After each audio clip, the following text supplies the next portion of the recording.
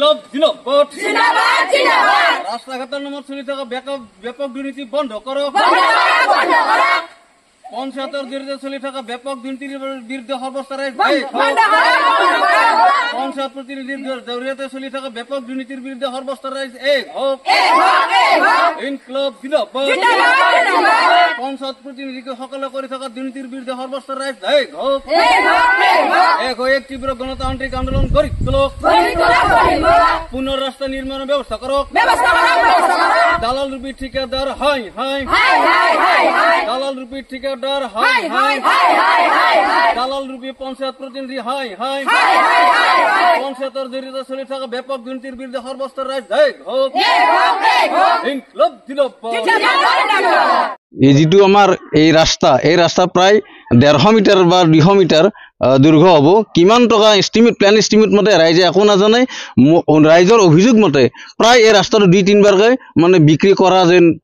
হৈছে অনুমানত বিক্ৰী কৰিছে ঠিকাদাৰৰ ওচৰত কোনোবাই কম পইচা দিয়ে কোনোবাই বেছি পইচা দিয়ে এই ভাও ৰেট কাটি উঠি পেলাই বিক্ৰী কৰিছে ইয়াৰ নিশ্চয় পঞ্চায়ত প্ৰতিনিধিজন জড়িত আছিল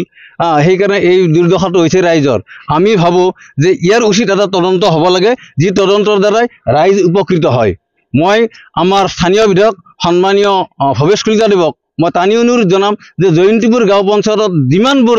মানে দুৰ্নীতি হৈছে এই দুৰ্নীতিৰ তেখেতে এটা নিজাববীয়াকৈ তদন্ত আৰম্ভ কৰক অনাগত সময়ত কিন্তু তেখেতে যদি দুৰ্নীতি নকৰি মানে শুই থাকে তেনেহ'লে তেখেতৰ মানে যিটো ভৱিষ্যত যিটো ৰাজনৈতিক মানে চিন্তাৰ হৈছে তেখেতে মানে নকৰাইটো ভাল হ'ব বুলি আমি অনুমান কৰোঁ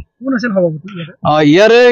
জয়ন্তীপুৰ গাঁও পঞ্চায়তৰ সভাপতি আছিল সন্মানীয় গিয়াছুদ্দিন আহমেদ গতিকে গিয়াছুদ্দিন আহমেদ তেখেত পঞ্চায়তৰ সভাপতি আছিলে 10 বা 15 লাখ মান টকা হ'ব পাৰে কাৰণ আজিকালি যি প্ল্যান এষ্টিমেট ধৰে ঠিক সেইমতে কামগিলাখান কৰে আপোনালোকে গমে পাইছে যে আহি থাকোঁতে মাথুৱাৰীৰ পৰা নামি আহোঁতে ইয়ালৈকে প্ৰায় 150-200 মিটাৰ মান এই ৰাস্তাটো হ'ব আৰু অনুমানিক কিন্তু এই ৰাস্তাটো বনোৱাৰ ক্ষেত্ৰত যিটো অৱহেলা কৰি আছে আজি পঞ্চায়ত প্ৰতিনিধি হওক বা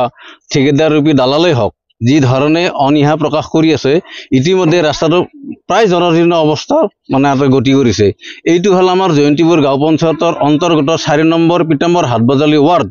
নদীবাৰ চুবুৰী এই নদীবাৰ চুবুৰীটো বিশেষকৈ আমাৰ আদৰ্শ গাঁও যি এই আদৰ্শ গাঁৱত অন্তৰ্ভুক্ত হৈছে এই আদৰ্শ গাঁৱত আদৰ্শৱান ঠিকাদাৰবিলাকৰ যদি এই ধৰণে কাম কাজগিলাখান কৰে দলীয় নেতৃত্বই যদি এই ধৰণে কাম কাজবিলাক কৰে তেনেহ'লে সৰু সৰু মানুহে ভৱিষ্যতে আৰু কি নকৰিব গতিকে দেখা পাওঁ যে এই 200 মিটাৰ বা 150 মিটাৰ ৰাস্তাটো আজি কমপ্লিট নহ'ল ৰাস্তাটো আধৰুৱা কৰি থৈ দিছে আমাক ৰাস্তাটো লাগে মানে 6 মাহ হওঁতে ভাঙি গ'ল মানে বিন দিয়া নাই কিবা দিয়া নাই কোন ঠিকাদাৰ লৈছে তাৰ নাম নাজানো কিন্তু বেপাৰ কৰিছে নে কি কৰিছে সেইটোও নাজানো আমি দুৰ্নীতি কৰিছে কৰি পেলাই কিন্তু ৰাস্তাটো আধা কৰাকৈ গুচি গৈছে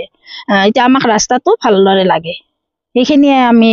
ছাৰক হিমন্ত আৰু আমি ভৱেশ দাক আমি অনুৰোধ কৰিছোঁ আমাক ৰাস্তাটো লাগে জয়ন্তীপুৰৰ আমাৰ ভিতৰৰ ৰাস্তাটো আগতে কেঁচা আছিল কিন্তু এতিয়া ভালকৈ দিছে কিন্তু কামত অহা নাই এক বছৰ হয় নাই এবছৰ নহওঁতে ৰাস্তা ব্লকবিলাক ভাঙি গৈছে কাকফিলত মাটি দিয়া নাই কোন ঠিকাদাৰ লৈছে আমি নাম নাজানো বিশেষকৈ এতিয়া আমাক নতুনকৈ ৰাস্তা লাগে সম্পূৰ্ণ বনোৱা নাই আধৰুৱা হৈ আছে অলপ জেগা বনোৱাই নাই সেইখিনি আমাক